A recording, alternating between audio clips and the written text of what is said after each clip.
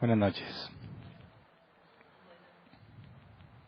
Acompáñenme por favor a Éxodo capítulo 12, versículo 30. Éxodo 12:30 dice: todos en Egipto se levantaron esa noche, lo mismo el faraón que sus funcionarios, y hubo grandes lamentos en el país. No había una sola casa egipcia donde no hubiera algún muerto. El nombre del tema es muerte de los primogénitos.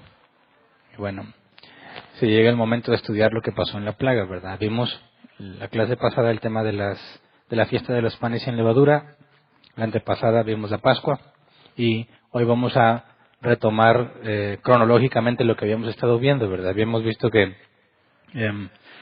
había una advertencia de parte de Moisés hacia Faraón y sus funcionarios que no hicieron caso.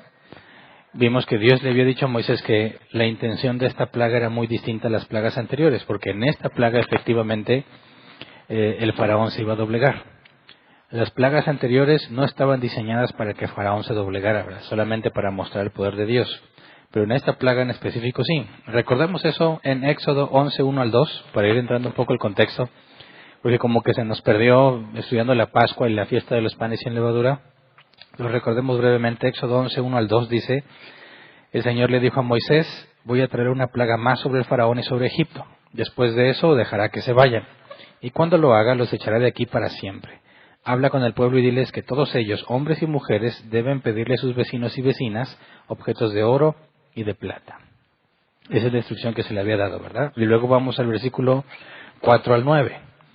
Dice: Moisés anunció, así dice el Señor: hacia la medianoche pasaré por todo Egipto, y todo primogénito egipcio morirá, desde el primogénito del faraón que ahora ocupa el trono, hasta el primogénito de la esclava que trabaja en el molino, lo mismo que todo primogénito del ganado. En todo Egipto habrá grandes lamentos como no los ha habido ni volverá a verlos. Pero entre los israelitas ni los perros le ladrarán a persona o animal alguno, así sabrán que el Señor hace distinción entre Egipto e Israel. Todos esos funcionarios tuyos vendrán a verme y de rodillas me suplicarán: vete ya con todo el pueblo que te sigue. Cuando esto suceda, me iré. Y ardiendo de ira salió Moisés de la presencia del faraón, aunque ya el Señor le había advertido a Moisés que el faraón no les iba a hacer caso y que tenía que ser así para que las maravillas del Señor se multiplicaran en Egipto. Bueno, sabemos que se fue bien enojado porque lo habían corrido, ¿verdad? Pero eso fue en el capítulo 10. En el capítulo 11 vemos que se hace la advertencia, no le creyeron como Dios dijo, y bueno, después de dar la explicación al lector Moisés sobre la Pascua y los panes sin levadura, vamos a Éxodo 12, 21 al 23, donde Moisés da las instrucciones para que los israelitas se preparen. Dice Éxodo 12, 21 al 23, convocó entonces Moisés a todos los ancianos israelitas y les dijo: vayan enseguida a sus rebaños, escojan el cordero para sus respectivas familias y mátenlo para celebrar la Pascua. Tomen luego un manojo de hisopo, mójenlo en la sangre recogida en la palangana, unten de sangre el dintel y los dos postes de la puerta, y no salga ninguno de ustedes de su casa hasta la mañana siguiente. Cuando el Señor pase por el país para herir de muerte a los egipcios, verá la sangre en el dintel y en los postes de la puerta y pasará de largo por esa casa. No permitirá el Señor que el ángel exterminador entre en las casas de ustedes y los hiera. Así que, bueno, estas instrucciones ya las habíamos analizado con detalle, ¿verdad? Pero repasemos no lo que ya vimos, sino la instrucción que se da. Porque Moisés también agrega algo que no se había dicho, de que tenían que permanecer en sus casas hasta la mañana siguiente. Esa instrucción no la había dicho antes, no está registrado que Dios lo haya pedido. Así que es probable que Moisés, de su propia, digamos nosotros, de su propia idea, de su propia autoridad, le pide eso a los israelitas. Y no tiene mucho sentido porque vamos a ver que esa misma noche se van, porque los egipcios los dejan ir. Entonces, eso de quedarse ahí hasta la mañana siguiente parece que fue algo que Moisés agregó a la instrucción, no algo que Dios le había dicho. Pero bueno, cuando dice, tomen luego un manojo de hisopo. ¿Qué es el hisopo o cómo era el hisopo? El diccionario Cambridge dice: planta pequeña que crecía en las paredes, la cual estaba bien adaptada para rociar y en consecuencia se prescribe para ser utilizada en varios ritos purificadores. No se sabe con exactitud qué planta era. Pero si vamos a Primera de Reyes 4.33, nos menciona un detalle de esta planta. Dice: disertó acerca de las plantas, desde el cedro del Líbano hasta el hisopo que crece en los muros. También enseñó acerca de las bestias y las aves, los reptiles y los peces. Entonces, el hisopo crece en los muros. todo mundo tendría a su alcance esta planta, ¿verdad? Quizás en sus casas. Les está pidiendo que tomen hisopo, tienen que rociarlo. Como no se sabe con exactitud qué es, estuve buscando y encontré algunos comentaristas que daban el nombre específico de una planta. ¿Me ponen por favor la segunda imagen? Donde se indica que es muy probable que este haya sido el hisopo que se usó. No hay forma de tener exactitud bíblica, ¿verdad? Pero es muy probable que esta haya sido. Yo no me la imaginaba así definitivamente, ¿verdad? Pero bueno, resulta que si el manojo, lo que se ve del lado derecho, está muy tupido, las puntas también de la planta están llenas de hojitas, que si las remojas en algo te va a servir como brocha. Entonces es muy probable que esto es lo que vieran. No encontré ninguna foto de una de estas creciendo en los muros, para darnos una idea de lo que quizás ellos vieron. Pero bueno, es muy probable que hayan usado esta plantita. Luego dice, mójenla en la sangre recogida en la palangana. ¿Qué es una palangana? ¿Me ponen la primera imagen, por favor? Palangana, según el hebreo, es saf. Copa, cuenca, lavabo, palangana. Esta es una palangana de piedra. Entonces, ¿qué nos hace pensar? Bueno, algunos interpretan esta palabra en hebreo que se puede aplicar al propio dintel. Entonces hay dos teorías. Que el cordero elegido para la Pascua fue degollado sobre la puerta y que la sangre que escurría nada más era repartida en el resto del poste y de los dinteles, del dintel y de los postes, perdón, o que se usara una especie de plato donde se degollaba el animal y esa sangre recogida ahí es la que se usaba para rociarla en la puerta. Las dos son posibles, pero si como el NBI traduce palangana, entonces era una especie de recipiente donde se recolectaba la sangre del animal. ¿Y por qué usaban el recipiente? Bueno, recordemos que están en sus casas, ¿verdad? Y que el sacrificio se hace allí en sus casas. No vas a hacer ahí un mugrero. Entonces tienes que asegurarte de que la sangre quede en un lugar donde tú puedas simplemente limpiarla, ¿verdad? Sacarla de la casa, sobre todo si sabes que tienes que rociar las puertas. Y cuando dice que ninguno de ustedes salga de su casa hasta la mañana siguiente, bueno, no hay instrucción de parte de Dios de eso, no está registrado. Así que es muy probable que Moisés entendiera que la protección estaría solamente dentro de la casa. O sea, si alguien salía de la casa, él entendió que se iban a morir. Dios nunca dijo eso, ¿verdad? Dijo que pusieran la sangre, pero no especificó si la casa era el único lugar donde no les iba a pasar nada, ¿verdad? Quizás rociando la puerta, aunque te salieras, era suficiente, no se especifica. Pero en el versículo 23, cuando dice, cuando el Señor pase por el país para ir de muerte a los egipcios, verá la sangre en el dintel y en los postes de la puerta y pasará de largo por esa casa, no permitirá el Señor que el ángel exterminador entre en las casas de ustedes y los hiera. Esto va de acuerdo con la idea de lo que Moisés entendió, ¿verdad? Que estaban seguros los que estaban dentro de la casa nada más. Cualquiera que estuviese fuera quedaría expuesto al ángel exterminador, aunque perteneciera a una de las casas donde se roció la sangre. Bueno, y luego cuando nos decía, dice el versículo 23, cuando el Señor pase por el país, se puede entender como que Dios mismo lo hizo, pero nos habla que no fue Dios, sino el ángel exterminador. Ahora, ese ángel exterminador no se especifica si era un ángel bueno o un ángel malo, ¿verdad? ¿Era un ángel malo que Dios liberó ahí y le dio permiso para hacer destrozos? ¿O era un ángel bueno con esa misión en específica? Dices, ¿cómo un ángel bueno va a hacer eso? Bueno, ¿qué hicieron los ángeles cuando fueron a Sodoma y a Gomorra? Destruyeron toda la ciudad. Entonces, dices, ¿por qué? No creo que sea un ángel bueno, debe ser un ángel malo para quitarle la vida a todas esas personas. Ya analizamos los temas anteriores, que esto es justicia divina, ¿verdad? No es un acto de vandalismo o asesinato o una especie de entidad maligna que fue liberada ahí. A mí no me suena con que sea un ángel maligno, ¿verdad? No hay nada que indique que este ángel es opuesto a Dios, sino que sirve a Dios y tiene instrucciones específicas. Solamente va a acabar con el primogénito de las casas donde no esté la sangre rociada.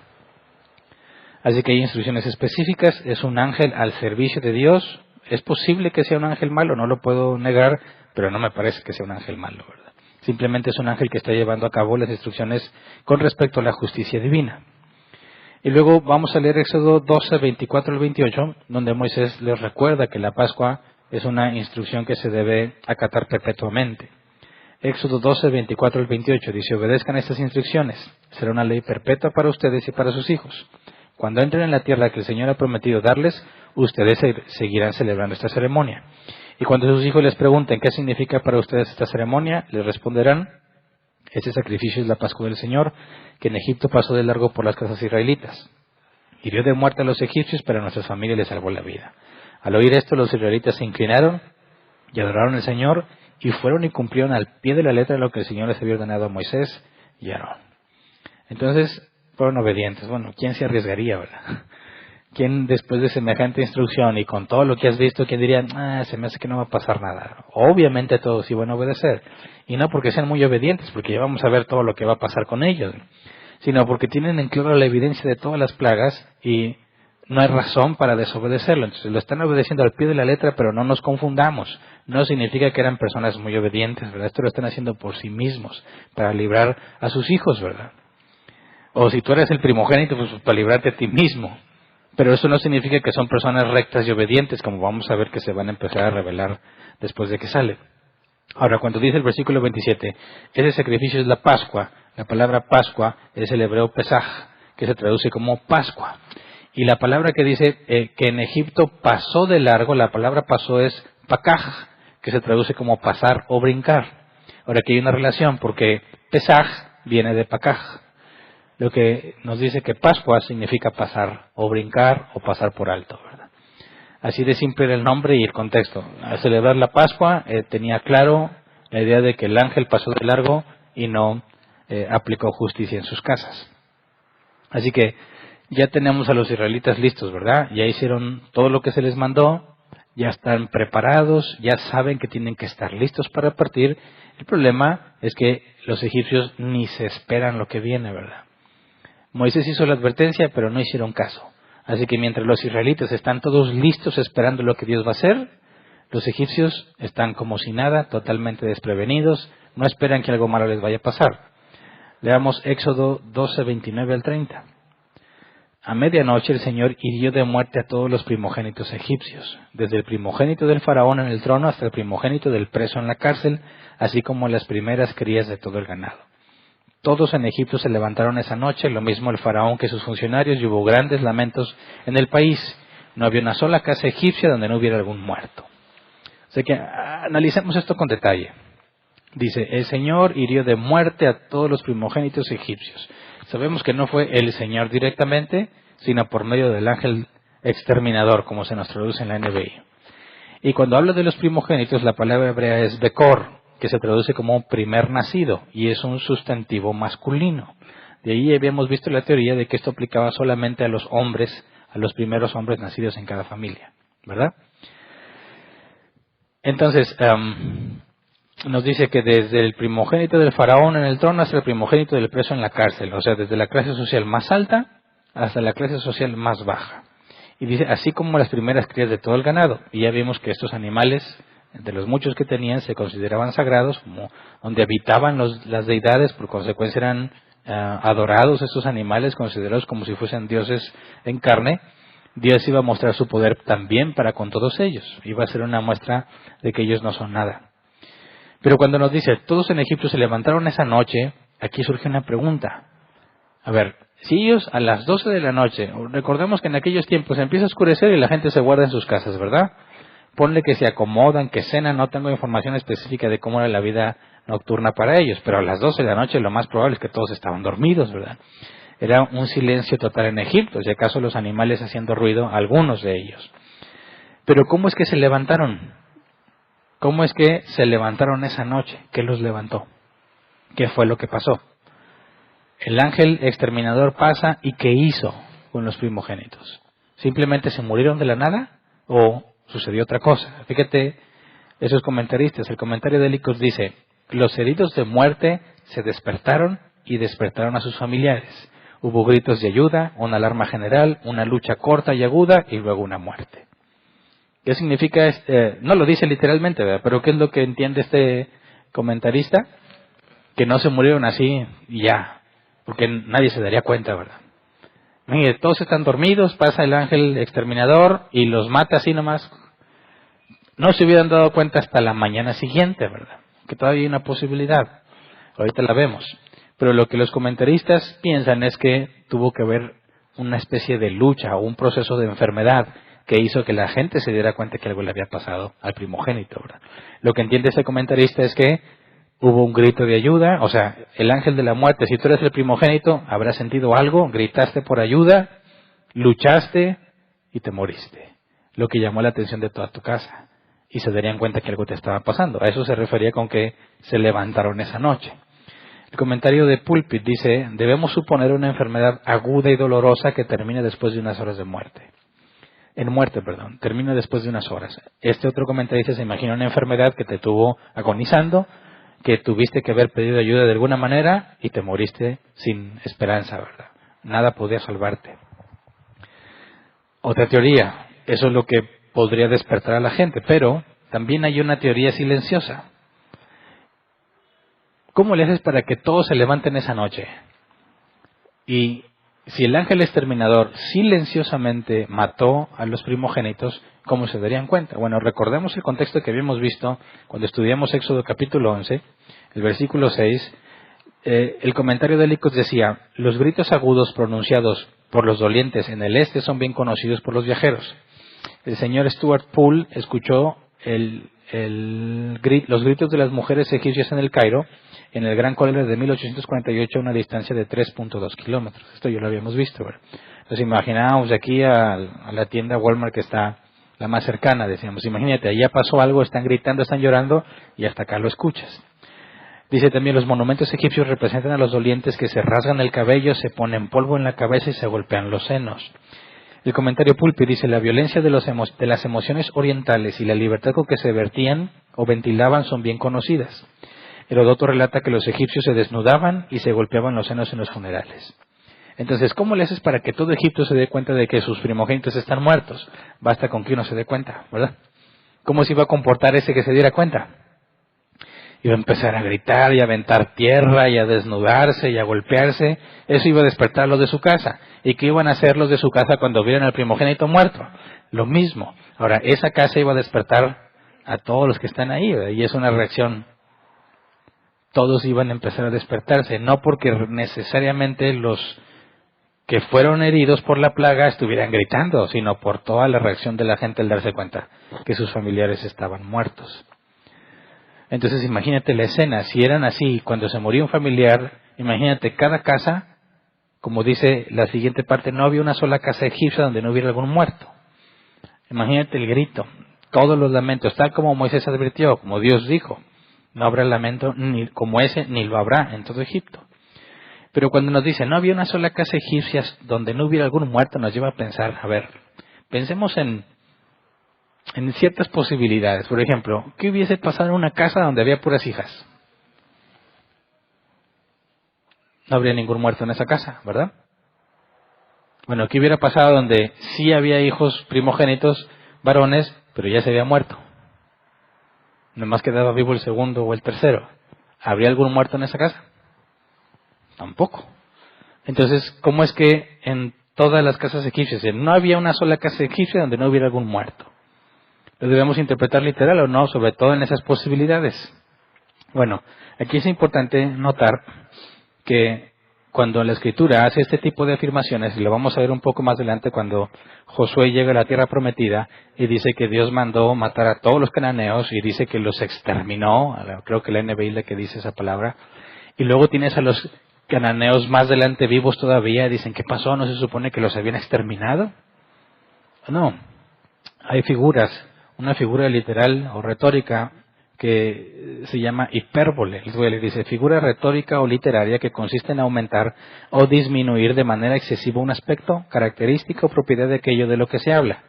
No obstante, en un sentido general se denomina como hipérbole la exageración en sí de alguna cosa. Y muchos de nosotros la usamos aunque no estamos conscientes. Por ejemplo, yo lo he visto mucho en mi casa con mis hijos. Ve, fíjate que hay de comer en el refri y te dicen no hay nada de comer. Ahora, ¿me está diciendo realmente que no hay nada que se pueda comer? ¿O no hay nada que él quiera comerse?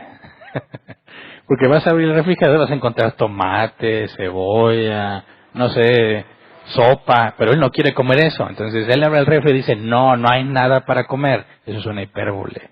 Está exagerando las cosas, no que literalmente no haya nada para comer, ¿verdad? Entonces, cuando nos dice que no había ni una sola casa egipcia donde no hubiera un muerto, puesto que existen condiciones en las que ninguno habría muerto. Imagínate una familia ya muy anciana, ya sin hijos, pues tampoco habría ningún muerto en esa casa. Entonces, ¿qué es lo que está tratando de comunicarnos? No necesariamente que en todas las casas hubo un muerto, sino que en la mayoría de las casas estaban lamentándose por los muertos. Porque no nada más las personas, ¿verdad? También los animales. Fíjate lo que encontré. El comentario de Helicos dice, los animales de compañía como perros, gatos, gacelas y monos abundaban en los hogares egipcios. Ahora imagínate, me puse a pensar, si en aquel tiempo los gatos eran considerados como divinos, y ya vimos el caso de un señor que pisó un gato y lo mató y lo lincharon todos los egipcios, y nosotros tenemos el concepto de estos perrijos o gatijos, ¿no es muy parecido a lo que hacían los egipcios? Porque para ellos tener un gato en su casa el gato era lo máximo, no le podías hacer nada. ¿Cómo lo trataban? ¿Cómo tratan muchos a sus gatos y a sus perros hoy en día? Era bola de egipcios. Bueno, imagínate que si no había quizás hijos y puras hijas, pero era muy común que hubiera gatos, perros y estos animales que eran considerados para ellos sagrados y lo encontraban muerto al animal. Igualmente se iban a lamentar. Entonces, si pensamos en que no necesariamente habla de la pérdida de un hijo, sino también de algún animal, cosa que era muy común en todo Egipto, podemos entender a qué se refiere con que no había ningún muerto, ¿verdad? En el sentido muy general. O tenían hijos primogénitos varones, o tenían animales, que era lo más común. Así que todos estaban lamentando. Entonces imagínate, aquellos que están sufriendo porque se murió su familiar, su hijo, y luego los que sufren porque se le murió su Dios. ¿Qué clase de grito y pánico habría entre toda la gente? Debió haber sido un caos. Ahora imagínate que tú eres un israelita. ¿Ellos no escuchaban los lamentos? ¿Qué estaban haciendo los israelitas? Comiendo carne asada, ¿verdad? El cordero. Lo tenían que asar, se lo tenían que comer asado. Entonces ellos están comiendo, ¿y cómo estaría el ambiente cuando empiezan a oír todos los gritos y los lamentos en todo Egipto? ¿Cómo te sentirías tú?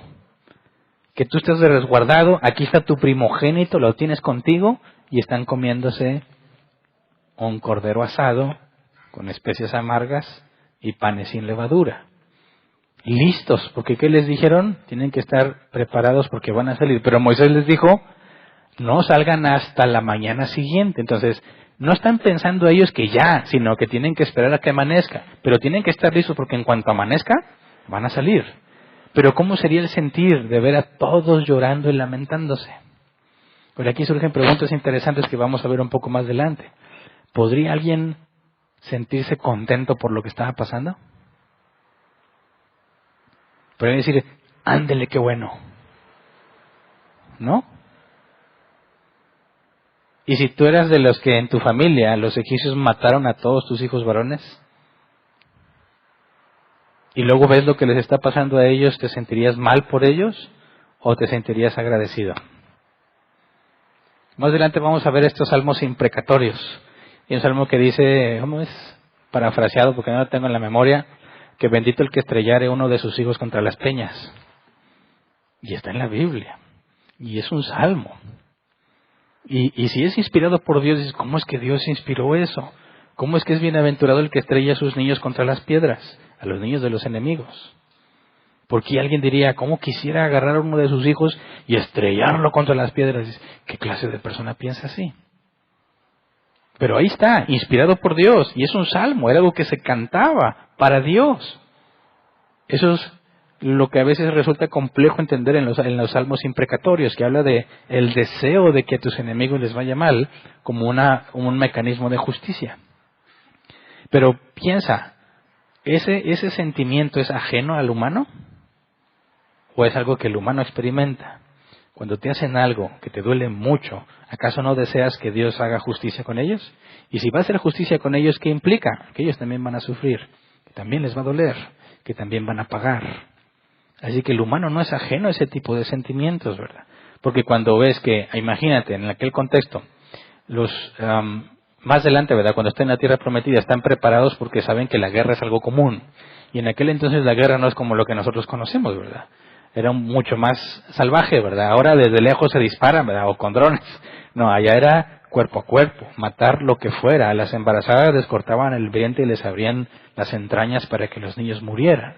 Ahora imagínate que vienen y atacan tu aldea y te hacen todo eso. Y tú le pides justicia a Dios. ¿Qué clase de justicia pides? ¿No quisieras que ellos también sufran? Entonces, quizás nosotros que estamos muy acostumbrados ya a la vida moderna, que estamos totalmente lejos de ese tipo de circunstancias, podemos ver como algo muy extraño que la gente pueda decir, qué bueno que les pase eso.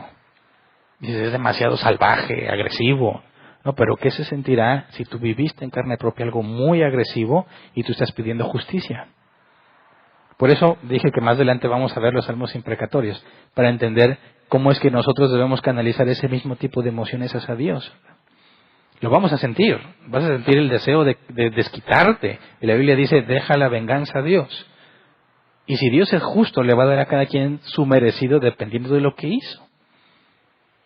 Entonces, más adelante estudiamos, pero quería que tuvieras en la idea, en la mente, de cómo se pueden sentir los israelitas cuando están oyendo todo eso. Sobre todo por lo que va a pasar más adelante, que le van a decir, dame joyas, dame cosas de oro. Y dices, no estás viendo cómo están llorando por todo lo que perdieron y encima les quieres quitar las cosas, pero es algo que Dios les dijo que hicieran. Entonces, imagínate la situación.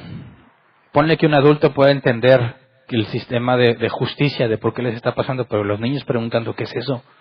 ¿Qué es lo que se oye? ¿Por qué toda la gente grita? ¿Por qué toda la gente llora? Y que digan, no tú espérate. No sé si a todos les explicaron qué fue lo que pasó, ¿verdad? Pero tienes que estar listo porque Dios nos va a sacar de aquí. Dice Éxodo 12, 31 al 32. Esa misma noche mandó llamar el faraón a Moisés y Aarón y les ordenó, largo de aquí. Aléjense de mi pueblo ustedes y los israelitas. Vayan a adorar al Señor como lo han estado pidiendo. Llévense también sus rebaños y sus ganados como lo han pedido, pero váyanse ya, que para mí será una bendición. Dice, esa misma noche mandó llamar el faraón a Moisés y Aarón. ¿No los había corrido? Éxodo 10, 28 al 29 dice, sino que le gritó a Moisés, largo de aquí. Fíjate, leímos que también le dijo Faraón, cuando manda llamar, les dice largo de aquí, ¿verdad?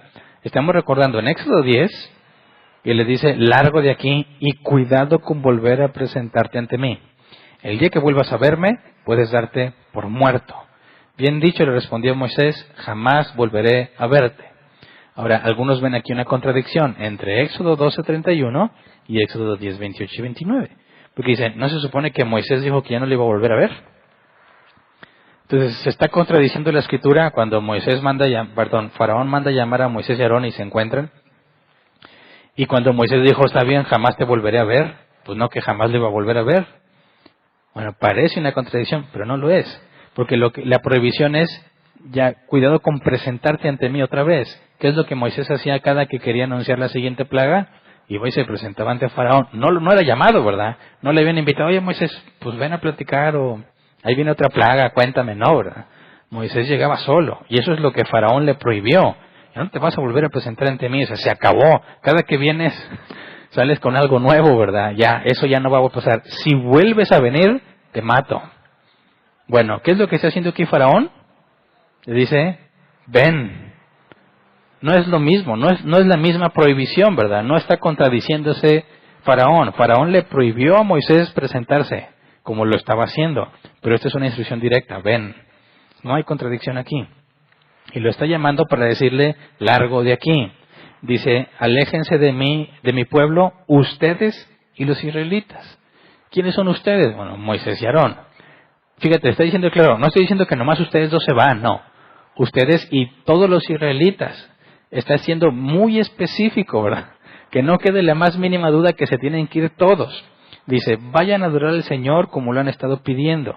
Llévense también sus rebaños y sus ganados como lo han pedido. Ándale, ahora sí, ¿verdad? Él siempre trató de negociar. Váyanse ustedes, pero aquí dejen a las mujeres y a los niños. Pero bueno, vayan con las mujeres y niños, pero aquí dejen los animales. O bueno, váyanse, pero luego regresan. Siempre estuvo tratando de negociar, pero ahora le dice, váyanse y con todo el pueblo y con los animales y los ganados, tal como ustedes dijeron. Está siendo muy específico en que no quede la menor duda de que ya se está rindiendo, se rindió, no va a pelear más. Luego dice, pero váyanse ya, que para mí será una bendición. Y la NBI nos como que comunica la idea que para Faraón el solo hecho de irse ya es una bendición. pero sí no está en el original. Si leemos la Reina Valera 60 ese cachito, dice, y bendecidme también a mí. Eso es lo que el original dice. Esto es todavía más grave, o comunica de una manera mucho más clara el grado de derrota de Faraón. Porque Faraón, que maltrató a Moisés y a Aarón, ¿verdad?, se burló de ellos, los retó cada que pudo, los engañó diciéndoles sí se van a ir, pero no, mejor no. Estuvo jugando con ellos y luego los corre y luego los manda a llamar y dice, váyanse con todo lo que ustedes dijeron y aparte, denme una bendición. Bendíganme a mí también. ¿Qué es lo que está pasando aquí? A tal grado se está humillando que está reconociendo que en Moisés y Aarón hay poder para la vida y para la muerte. Está totalmente rendido, totalmente derrotado, al grado que a sus enemigos les está pidiendo, bendíganme. Fíjate, no dijo, y que Dios, ruéguenle a Dios que me bendiga, como habíamos visto anteriormente. Les dice a ellos directamente, y bendecidme también a mí. Está reconociendo que no puede con ellos y que en ellos, desde su perspectiva, está el poder de la vida y la muerte. Ahora, piensa, un poco como escéptico. Dices, ¿esa es la reacción que tú esperarías de alguien a quien le acaban de matar a su hijo? ¿No debería más bien haber explotado en ira? ¿No debe haber convocado al ejército y dijo, basta, esta me la pagan y vayan y maten a los israelitas? ¿Cómo esperas que el hombre más poderoso de Egipto reaccione cuando le matan a su hijo? ¿Te parece que esa sería la reacción natural? ¿O esperarías más bien pues una ira desenfrenada, ¿verdad? Porque tiene el poder para hacerle mucho daño a los israelitas. Ponle que si los israelitas deciden pelear de regreso, pues se les van a ver difíciles, porque ahorita vamos a ver que son bastantes. Y que Egipto está mermado, ¿verdad? El país está prácticamente destruido, casi no tiene animales. Ahora tienen al menos casi todas las familias un muerto en su casa. ¿Por qué no estalla en ira y trata de desquitarse? Bueno, el versículo que sigue, Éxodo 12:33, nos da la respuesta. Dice, el pueblo egipcio, por su parte, instaba a los israelitas a que abandonaran pronto el país. De lo contrario, decían, podemos darnos por muertos. O sea, ¿qué es lo que está pasando en la mente de Faraón y de todos los egipcios? ¿Qué es lo que entendieron? ¿Por qué no están llenos de ira? ¿Qué es lo que entendieron? Dijo, a ver, razonando. Si Dios puede matar específicamente a uno de cada familia, si Él quisiera podría matarnos a todos. A todos.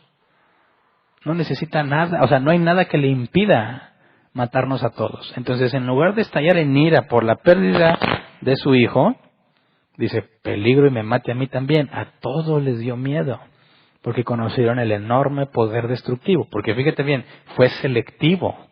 No pueden decir, pues fue una plaga, fue algo. No, fue selectivo. Tenía que ser el primogénito varón de cada casa y que no tuviera la sangre del cordero inmolado en la puerta. Entonces están conscientes del enorme poder de Dios y todos sus animales que eran divinos, al menos uno de cada hembra, está muerto. Sus dioses están derrotados. Desde la primer plaga, Dios ridiculizó y avergonzó a cada una de esas supuestas deidades, demostrando que no tienen poder alguno. Ahora, para los egipcios, su poder principal está en sus dioses. Entonces, ¿podrían ellos estallar en ira y arriesgarse a ir contra el Dios que les ha demostrado que ni todo su panteón de dioses que tienen, todo lo que se les ocurre, ni sus dioses más poderosos han podido hacer nada, ni siquiera para defenderse del Dios de los israelitas? Así que es por eso que no están estallando en ira, porque están totalmente llenos de pánico, se sienten indefensos. No hay nadie que los pueda proteger. La nación más poderosa, que pensaban que sus dioses eran los más poderosos que había, están derrotados, totalmente sin esperanza. Así que no se van a atrever a hacerle daño a los israelitas, porque tienen miedo de que ellos también terminen muertos. Dice Éxodo 12:34-35, entonces los israelitas tomaron las artesas de masa todavía sin leudar y luego de envolverlas en sus ropas se las echaron al hombro. Después, siguiendo las instrucciones que Moisés les había dado, pidieron a los egipcios que les dieran objetos de oro y de plata y también ropa. Ahora, ¿qué son las artesas? Una artesa, lo habíamos visto hace algunos capítulos atrás, recipiente rectangular, generalmente de madera, cuyos 4 lados se van estrechando hacia el fondo, que se usaba para amasar el pan, para mezclar sustancias, etcétera. ¿Me pones por favor la tercera imagen de una artesa, supuestamente de las zonas de aquellas regiones? Esa sería una artesa. Y ya habíamos visto que ahí se amasaba el pan, ¿verdad?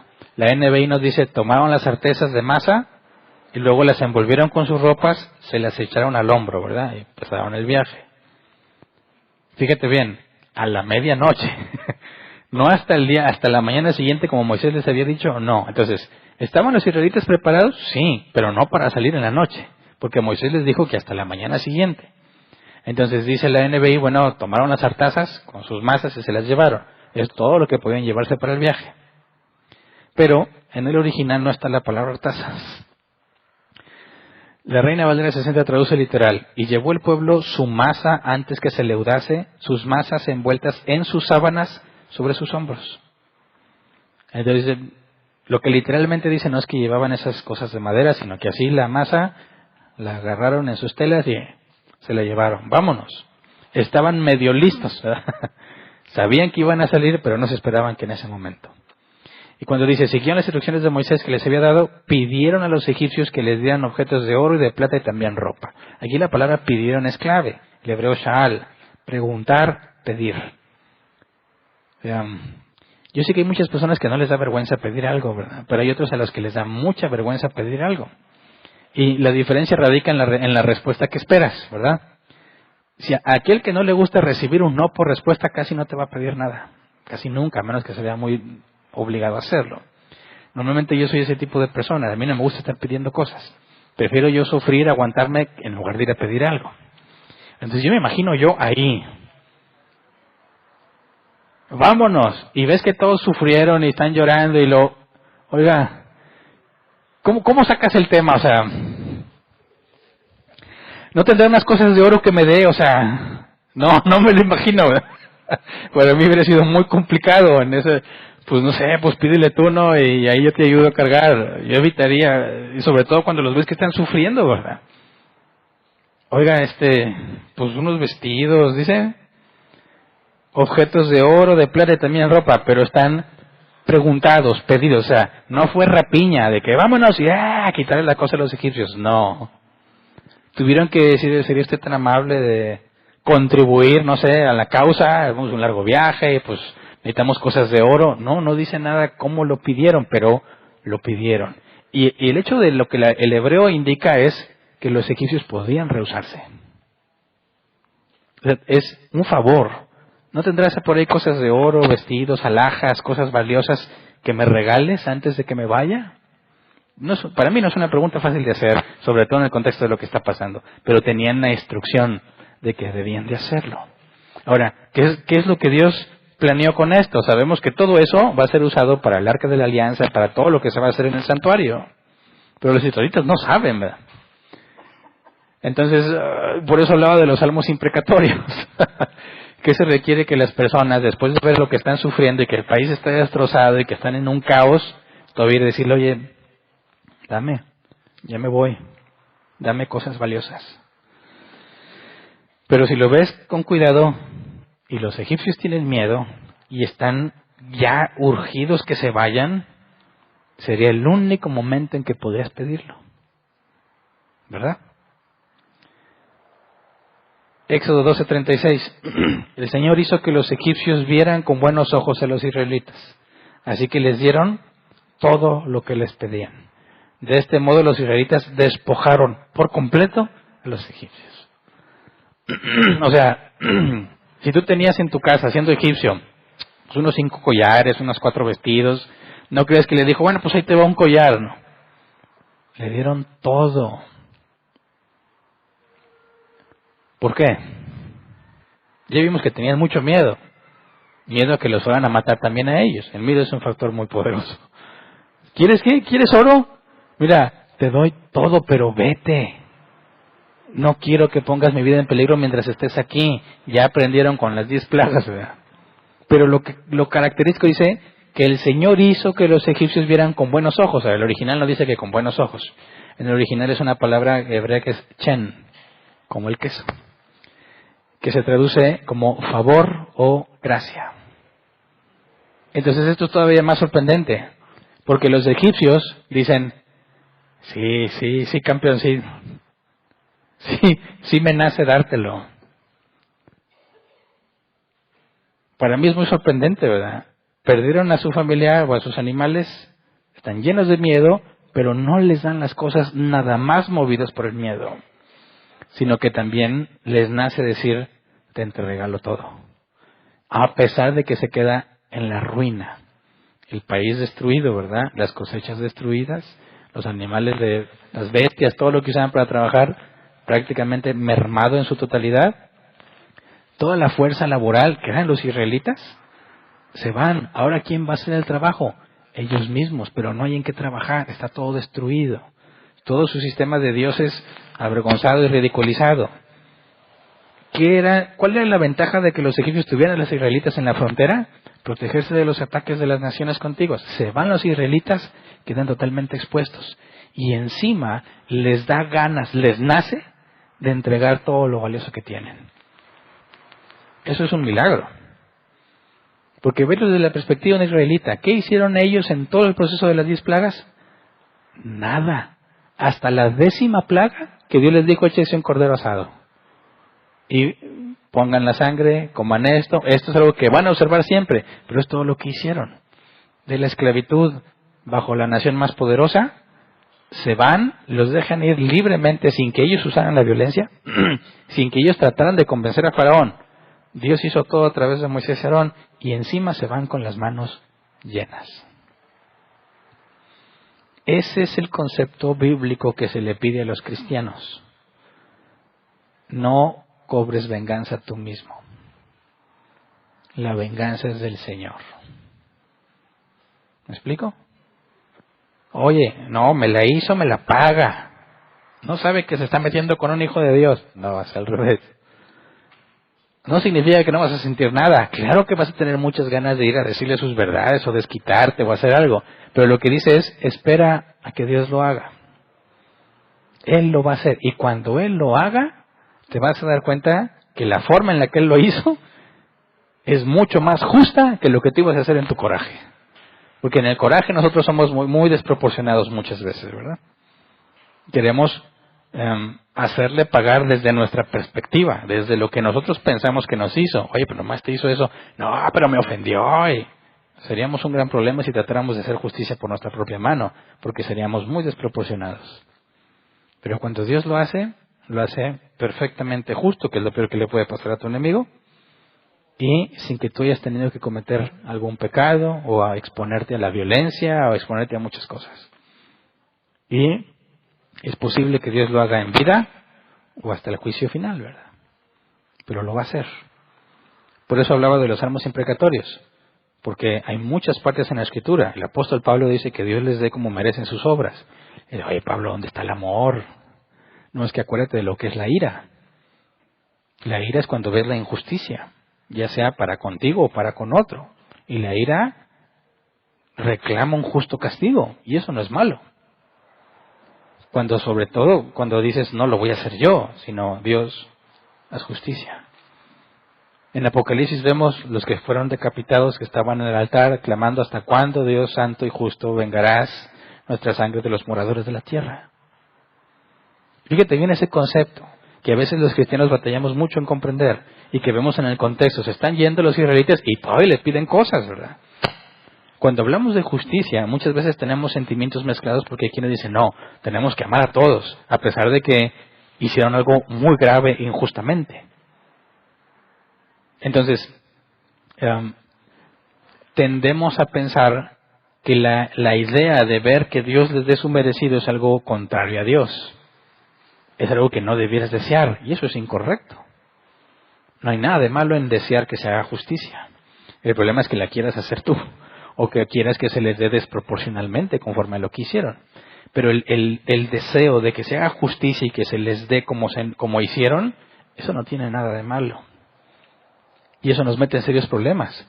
Porque lo vemos en cosas cotidianas incluso. Vemos que quizás nuestros hijos son muy chiflados y desobedientes y los castigas. Órale, te vas, no sé, como pasan en las películas. Te acuestas sin cenar.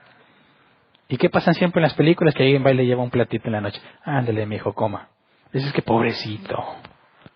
Dices, a ver, no te entendí entonces, ¿verdad? Les está enseñando las consecuencias de sus obras, que le va a doler, que le va a afectar, que se va a quedar con hambre. ¿O realmente no te interesa eso y lo que quieres es mostrarle amor? Normalmente los papás somos más fríos, ¿verdad? O las mamás a veces como que se tientan más el corazón, si es niño. Pero si es niña, las mamás son más frías y los papás se tientan más el corazón. Pero eso de tentarte el corazón no es algo bíblico. Cuando se le enseña a alguien que la consecuencia de sus malos actos requiere castigo, estás hablando de justicia. Y si el niño o la persona que está en disciplina comprende entonces y ve ese arrepentimiento, entonces se le enseña perdón y misericordia, pero no sin demostrar arrepentimiento. Entonces ponen la perspectiva de lo que están pasando los israelitas. Los israelitas saben que Dios está haciendo justicia porque fueron muy malos, estaban oprimidos, ¿verdad? Y no tenían compasión de ellos. Entonces no pensemos que mira qué feos, y le piden y les quitan las cosas. No, se está haciendo justicia y ellos no están haciendo nada indebido. Piénsalo, con todo lo que les han maltratado, con todo lo que les hicieron y a cuántos mataron, ¿era injusto que les dieran sus alhajas y sus joyas y sus cosas de oro? No, claro que no. Acuérdate que también por maltrato en el sistema penal hay indemnización, ¿verdad?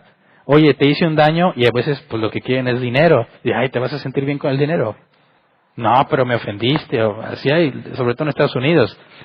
Me dañaste y me sentí muy mal y me entristecí, son $5,000 que tienes que pagar.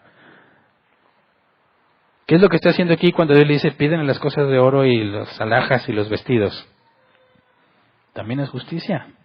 Por todo el maltrato que recibieron. ¿Qué se les daba como paga?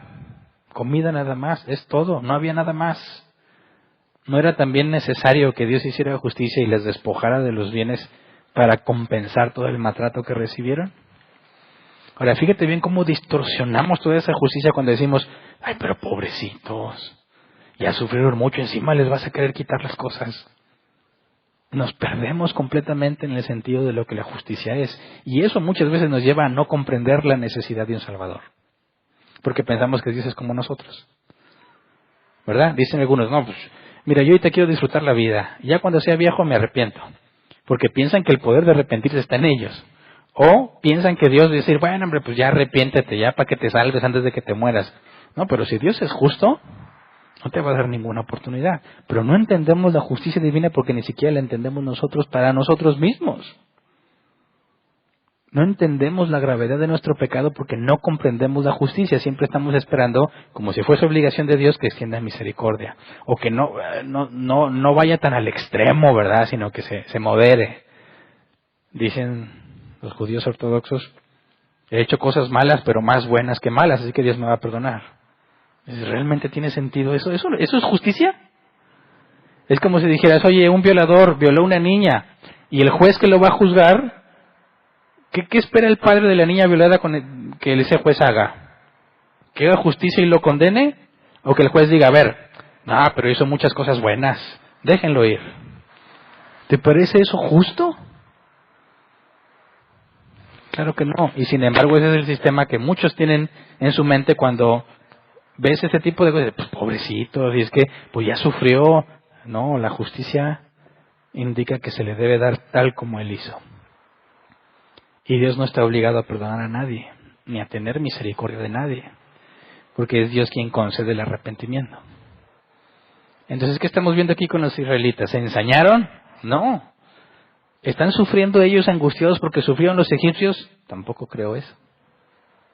¿Cómo se sentirán que después de tantos años y generaciones tras generaciones de estar oprimidos, les dicen, váyanse?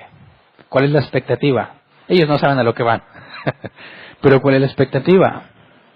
Imagínate la felicidad que se experimenta al decir, agarra tus cosas y por primera vez vas a conocer algo fuera de Egipto. Y te dice Dios, vas a la tierra prometida. Y ya vimos la fiesta de los panes sin levadura y vas a descansar. Vas a tener vacaciones al menos una semana al año. Entonces, no creo que estén muy preocupados por los egipcios. Están felices por la justicia que Dios acaba de hacer. Y empieza el Éxodo. El libro se llama Éxodo por lo que apenas va a empezar a pasar, ¿verdad? La salida. Pero es de noche. Se están moviendo de noche. No se viaja de noche. Se viaja de día. Pero estaban los egipcios tan desesperados porque se fueran que no era de que pues mañana, ya no más que amanezca. No, ya. Bueno, dame cosas, ten todo, pero vete ya no te queremos aquí. Y empiezan a salir. Imagínate, ¿cuántos hijos tendrían por familia? ¿O cuántos animales? ¿Tú crees que eran así familias modernas de 1 o 2 hijos? ¿Cuál era el problema con ellos? Que se multiplicaban a lo bruto, ¿verdad? Hijos, y por más que querían cansarlos, no dejaban de tener hijos. Ahora, ¿cómo organizas a todos los tuyos para salir? Que aunque estabas medio preparado, no esperabas que fuera en ese momento. Imagínate, agarra al niño y tú agarra al otro y agarra a la chiva y imagínate para organizarse todos. ¿Qué problema? Pero felices porque van para afuera. Al fin van a ver la libertad. Así que hasta aquí nos vamos a quedar el día de hoy. Todavía no acabamos el capítulo 12, porque hay varios temas ahí que tenemos que analizar con profundidad, ¿verdad? Pero bueno, a partir de este momento están a punto de iniciar el Éxodo y a punto de ser evidenciados que a pesar de que todo lo que han visto, no confían en Dios, ¿verdad? Pero bueno, vamos a ponernos de pie y vamos a orar.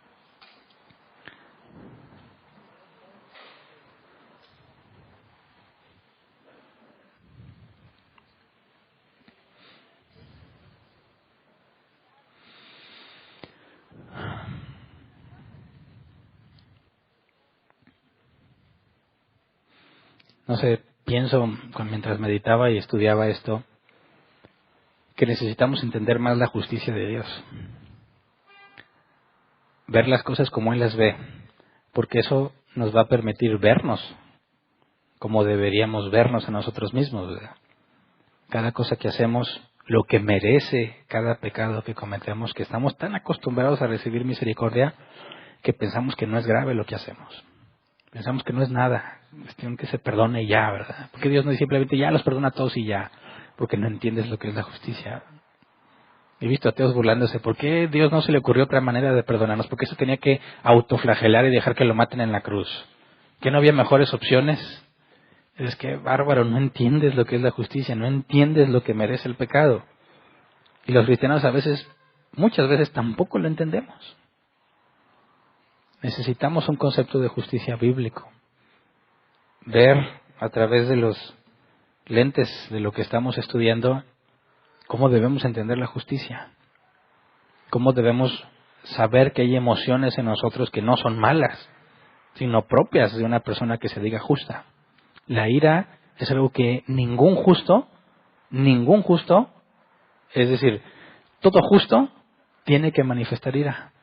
Si no, no eres justo. Sin embargo, estamos acostumbrados a ver la ira mal, porque somos pecadores, ¿verdad? Porque nos dejamos llevar por nuestras emociones. Pero tenemos que comprender que si la ira de Dios estaba sobre nosotros y decidió perdonarnos, no fue gratuitamente. Fue gratis para mí, pero no para Dios, porque Él pagó el precio. Y estamos como los israelitas. Hemos visto muchas cosas, hemos entendido muchas cosas, pero vienen los problemas y nos quejamos. Porque no captamos la gravedad de cada pecado que se nos perdona. Así que necesitamos entender la justicia de Dios. No en carne propia. Porque Dios ha prometido que ya su ira ya no está sobre nosotros por lo que Jesús hizo. Pero necesitamos estudiar y entender y tener cada vez más convicción de pecado para nuestras propias acciones. Y me parece que eso nos va a llevar a ser más agradecidos, a valorar más la santidad y a valorar más las misericordias que recibimos. Así que vamos a orar. Señor, gracias por tantas misericordias. Muchas veces nos hemos acostumbrado a ellas y pensamos que es una especie de obligación de tu parte, Señor.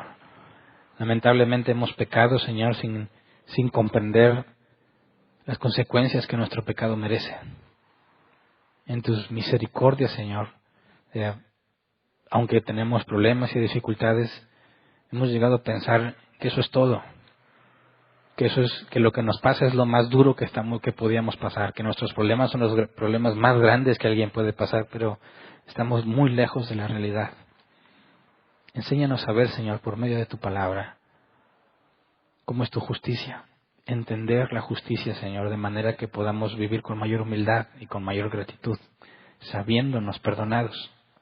Si sabemos lo que nuestras obras merecen y lo entendemos, Señor, creo yo debiésemos experimentar mayor humildad, mayor gracia con aquellos que no te conocen, más paciencia, incluso para con nuestros enemigos, Señor, para con aquellos que nos critican o buscan hacernos daño.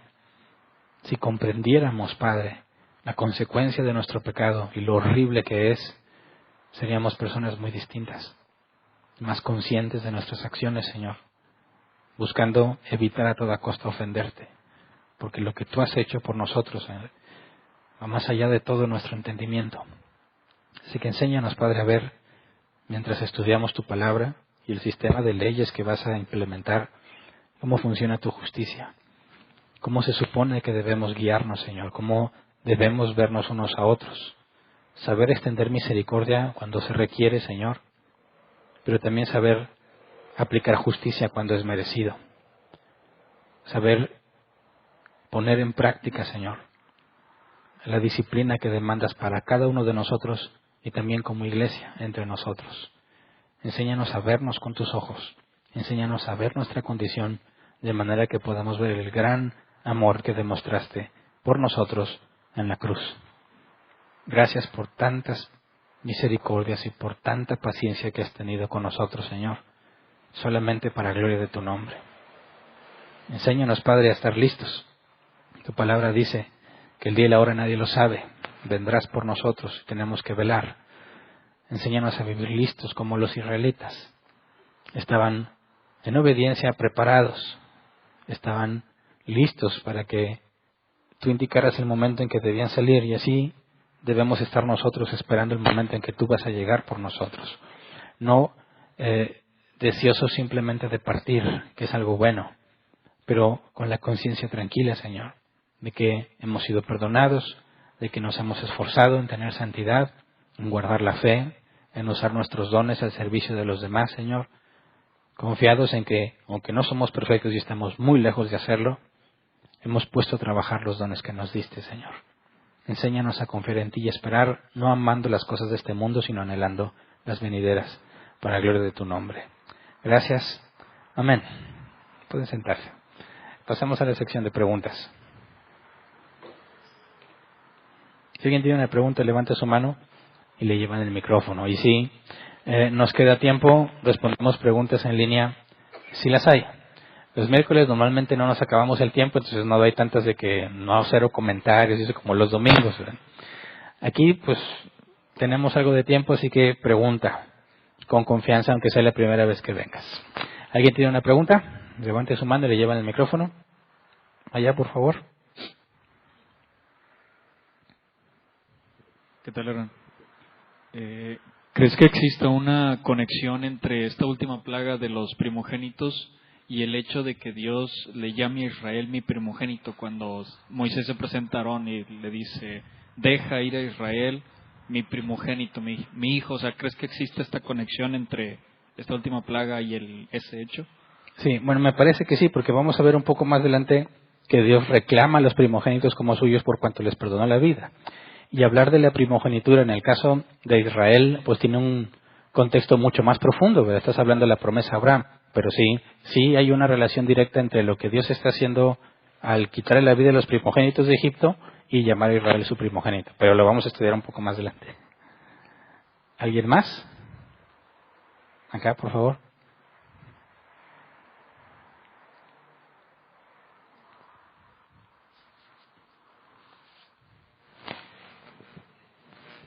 Bueno, primero que nada, una disculpa, llegué tarde y venía escuchando el video, la presentación en vivo, pero hubo un versículo que no entendí, que se me cortó el celular. Dice, cuando el Señor pase por el país para ir de muerte a los egipcios, verá la sangre en el dintel y en los postes de la puerta y pasará de largo por esa casa. No permitirá el Señor que el ángel exterminador entre en las casas de ustedes y los hiera. ¿Qué es el ángel exterminador? Porque en películas sale como un humito que pasaba y que se moría. Pues ¿Qué bueno, es el ángel exterminador? al hablar del ángel exterminador, del mensajero que Dios envió, no podemos pensar en alguna figura, ¿verdad? Alguna imagen, porque no tenemos referencia a nada de eso. Y hacemos referencia a Sodoma y Gomorra con los ángeles que fueron a destruirla. Ellos tenían apariencia humana, pero no se nos dice nada de esto. Entonces, lo único que podemos concluir es que algo espiritual, o sea, un ser espiritual enviado por Dios. Dijimos, ¿es un ángel bueno o un ángel malo? No lo sabemos porque la Biblia no lo especifica, pero a mí no me parece que sea un ángel malo, porque no viene a hacer maldad, sino a hacer justicia. Lo que podemos ver es que todo ángel está al servicio de Dios, ¿verdad? Entonces, y no hay nada que indique que este ángel es opuesto al Señor, sino al contrario, está cumpliendo instrucciones específicas. Entonces, es un mensajero de Dios, un ser espiritual, es lo más probable. No podemos hacernos ninguna imagen o idea de cómo era, como las películas le hacen, pero estaba al servicio de Dios. Los ángeles que dicen que hay, los ayes que se pronuncian en Apocalipsis, que habrá muerte, algo así.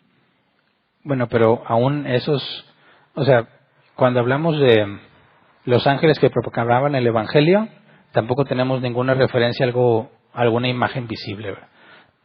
La idea de un ángel con alas y faldita o bata, pues no viene propiamente de la Escritura, ¿verdad? A menos que hables de un serafín, pero ya no son un par de alas, sino 3 pares de alas, o características específicas que dé la Biblia. Pero no hay nada que nos lleve a pensar que aquí hay un ser de esos, ¿verdad? Simplemente al hablar de un ángel, Pablo nos dice que algunos hospedaron ángeles sin darse cuenta. Entonces, dudo que haya sido una figura humana que corría por todas partes, ¿verdad?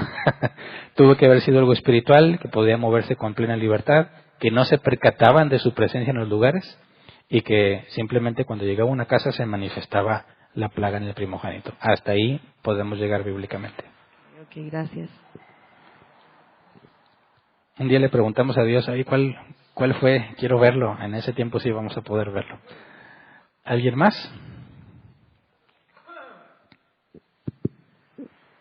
Buenas noches. Buenas noches. Hermanos, hay un versículo que llama mi atención y es después del versículo 20 donde dice que instituye esta práctica o esta fiesta por estatuto perpetuo o para siempre. Según la versión, dice estatuto perpetuo, alguna versión y mi esposa dice para siempre. El detalle es que vemos siglos después a nuestro Señor Jesucristo practicando esta costumbre, este rito, como lo menciona la Biblia. Posteriormente a Moisés se le da la orden o se instituyen otras fiestas como la fiesta de los panes sin levadura, la fiesta de las cabañas, hay otra, la fiesta de las cabañas, El jubileo. sí, así es, todas por estatuto perpetuo. Quiero pensar que hay dos posturas. Lo único que a mí me mueve tantito es que hay dos sectas o dos organizaciones que defienden mucho estas fiestas y el sábado, séptimo día, y hay una iglesia que se llama Iglesia de Dios Israelita. Estas dos iglesias, vemos que la gente les interpreta a su manera. Y yo quiero externar algo que me des tu opinión al respecto. ¿Es una mala interpretación, interpretación o traducción, vamos a llamarle así traducción, o se interrumpió este mandato cuando Jesucristo muere y se ponen en pausa estas fiestas? Porque Jesucristo dice también, ¿verdad?, que Él beberá este vino, de este vino y de esta copa, ¿verdad?, cuando Él venga, ¿verdad? ¿Cuál es tu postura, tu razonamiento al respecto, Hernán? Sí, bueno, en cuanto a la Pascua, que Jesús instituye la mesa del Señor, vemos que se celebra lo mismo desde distinta perspectiva. La Pascua era con la esperanza de que el Mesías viniera, y la mesa del Señor es que el Mesías ya vino. Pero en sí apunta hacia lo mismo, ¿verdad? El Cordero Pascual que fue entregado por nosotros, y Pablo habla directamente de la relación entre la Pascua y la mesa del Señor, y ahí podríamos ver que es una continuación, ¿verdad? Cuando dice que se celebraría perpetuamente, la mesa del Señor o la cena del Señor y la Pascua celebran el mismo hecho, pero en perspectiva distinta. Una en futuro, que era la Pascua, y la mesa del Señor como algo ya pasado. Entonces ahí no habría mucho problema. Pero otra de las cosas que Dios instituye como perpetuamente, vamos a ver que están condicionadas en la ley de Moisés. Es decir, está hablando para los que viven según la ley de Moisés. Y lo que el apóstol Pablo nos enseña es que todas esas cosas eran figuras de lo que había de venir. Y si ya no estamos bajo la ley de Moisés y estamos en un nuevo pacto, observamos las instrucciones que se nos ha dado en ese nuevo pacto, que es el bautismo y la mesa del Señor, nada más. Todas las demás festividades eran algo que apuntaban al Mesías, pero si estamos en el nuevo pacto con el Mesías, ya no tenemos por qué estar celebrando esas festividades. Es decir, lo que en el Nuevo Testamento se afirma o se confirma del Viejo Testamento, lo hacemos porque estamos en el nuevo pacto y lo que se confirmó debe seguir. Pero todo aquello que ya no tenemos por qué seguirlo, porque Pablo nos enseña que simplemente eran figuras de lo que iba a pasar, y como ya se cumplió, no hay por qué estarlas recordando, o así decirlo, viéndolo con esperanza que se cumplan, porque ya se cumplieron. Entonces, todos aquellos que tratan de aferrarse a las festividades del pueblo de Israel, tratando de identificarse a sí mismos como Israel, me parece que no han comprendido a qué apuntaban las festividades y que ya se cumplió, y que nosotros ya no tenemos por qué estar viendo eso como una esperanza. No hay forma de agradar a Dios cumpliendo la ley de Moisés. La Biblia es clara que la ley de Moisés simplemente fue nuestro ayo a Cristo, ¿verdad? Lo que nos condujo a ver a Cristo como nuestro Salvador, porque nos damos cuenta que no podemos. No es posible agradar a Dios a través de esas festividades, porque ni siquiera hay templo. Vamos a ver que todo eso más adelante es adecuado al templo o al santuario, y se tenía que realizar ahí, y se tenía que ofrecer los animales en el altar, y todo ese sistema ya no está en funcionamiento desde que se destruyó el templo, ¿verdad? Lo que a mí me parece que es una clara señal de que quedó invalidado. Así es, muy bien, de acuerdo.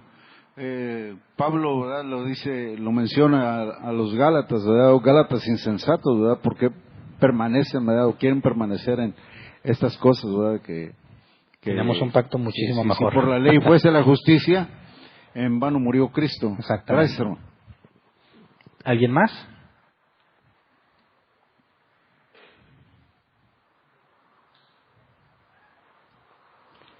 Buenas noches. Buenas noches. Hermano, quisiera que usted explicara de una manera más clara, o para poder entender un poco mejor cómo es el concepto de la justicia de Dios, ya que en varias ocasiones me he dedicado a ese concepto en sí del que habla la palabra. Uh-huh. Y vemos que en el libro de los Romanos, Pablo habla a los gentiles, les habla de los judíos, y vemos que hace una mención al libro del Éxodo. En el versículo 14 dice: ¿qué concluiremos? ¿Acaso Dios es injusto? De ninguna manera. Es un hecho que a Moisés le dice: tendré clemencia de quien yo quiera tenerla, y seré compasivo con quien yo quiera hacerlo. Uh-huh. Obviamente haciendo referencia a que la misericordia de Dios es porque Él ha decidido darla, y no porque nosotros hayamos hecho algún mérito para recibirla. Y obviamente vemos que en la vida de los cristianos, para muchos es muy difícil entender este concepto de la misericordia de Dios, uh-huh, de cómo es que se manifiesta. Y me gustaría que usted diera un concepto un poco más claro de cómo es que se manifiesta la justicia de Dios con nosotros. Sí, bueno, es que mira, si tú partes de la justicia de Dios, es un ser donde todo es justicia, no hay nada injusto en él. Y Él ha dicho que la paga del pecado es muerte. Un solo pecado merece la muerte. Si lo ves desde la perspectiva, Dios, que es bueno y todopoderoso y no tiene por qué tolerar los errores, se encuentra con un hombre que ha pecado y merece la muerte, y Él no tiene por qué dejarlo con vida, porque ese hombre que pecó y en su naturaleza pecaminosa va a seguir pecando, y la consecuencia del pecado siempre es dolor y sufrimiento para el que peca y para los que están a su alrededor. Entonces, ¿por qué Dios permitiría que este individuo se siga lastimando a sí mismo, y peor aún, siga lastimando a más personas? Si Él es justo, un solo pecado ameritaría que Dios acabe con él y extermine el mal. Dios no tiene por qué tolerar el mal. Entonces, cuando entiendes que Dios no tiene ninguna razón para tolerar al malo, y hablas de la misericordia, y el pasaje que citas en Romanos es cuando Dios no le entrega misericordia a alguien, algunos se quejan de injusticia. ¿Por qué a él sí le diste y a mí no? Es injusto. Es precisamente porque no entiendes la justicia. De tus muchos pecados lo único que te mereces es la muerte. Sin embargo, si Dios te deja con vida, ya es misericordia. Y si Dios decide regalarle a alguien algo que a ti no te regaló, Dios no es injusto, porque su misericordia, para que sea misericordia, tiene que ser libremente entregada a quien Él quiere. Y por eso Pablo cita al Éxodo, ¿verdad? Tendré clemencia de quien quiera tenerla. Es decir, Dios no está obligado a perdonar a nadie ni a tener misericordia de nadie. Y si tú entiendes que un solo pecado merece que te extermine, que tú ya dejes de ser potencial para el dolor y sin embargo te deja con vida, el simple hecho de respirar debería hacernos sentirnos agradecidos. Pero todos estamos acostumbrados a respirar. Todos asumimos que mañana nos vamos a levantar con la misma salud o mejor que tenemos ahorita y que vamos a vivir nuestra vida como si nada hubiera pasado, porque ignoramos la justicia de Dios. Si comprendiéramos que aún dormidos no hacemos nada bueno, o sea, pecamos por omisión, quizás no de acción, pierdes la conciencia muchos, pero por omisión, porque dejaste de pensar en Dios, dejaste de alabar a Dios, dejaste de glorificar a Dios, y como quieras despiertas, eso debería ser razón suficiente para vivir agradecido, pero no lo hacemos. Entonces Pablo está viendo cómo aquellos que están acostumbrados a la providencia de Dios, aún los ateos, que muchos de ellos viven bien, con salud, con dinero, y se atreven a decir que no hay un Dios o a reclamarle a Dios porque hace obras de justicia, bueno, precisamente ahí radica la ignorancia de qué es la justicia divina, que nosotros tenemos el acceso a estudiarla, pero aún así nos acostumbramos a tenerla y la vemos como algo común y corriente. Entonces, parte de la naturaleza de Dios, Dios no tiene por qué tolerarnos, y nos tolera, eso ya es misericordia. Y encima nos trata bien y nos ha prometido una vida eterna con Él, es lo más grandioso que puedas tener. Y si el cristiano descubre eso, cómo sus obras merecen lo peor y sin embargo todo lo que se le ha dado, la vida sería distinta, ¿verdad? Es más, el mundo sería distinto si todos los cristianos entendiéramos lo que eso significa. No sé si queda un poco más claro. Entonces, en base a este versículo, podríamos ver un cumplimiento de lo que son las doctrinas de la gracia. Cómo Dios manifiesta la misericordia, aunque nadie la merece. Aunque nadie la merece, porque todos estamos depravados. Muchas gracias. Ok, se nos acabó el tiempo, ¿verdad? Ya en 30 segundos no alcanzamos. Muy bien, se queda una pregunta en línea pendiente. Los invitamos a todos los que están en línea los jueves de preguntas y respuestas a las 7 hora México. Si te interesa participar en ese grupo, escríbenos en Facebook, te hacemos llegar las instrucciones. Es totalmente gratuito, cualquiera puede participar, siempre y cuando no se venga a congregar aquí, ¿verdad? Porque los que se congregan aquí, pues aquí preguntan.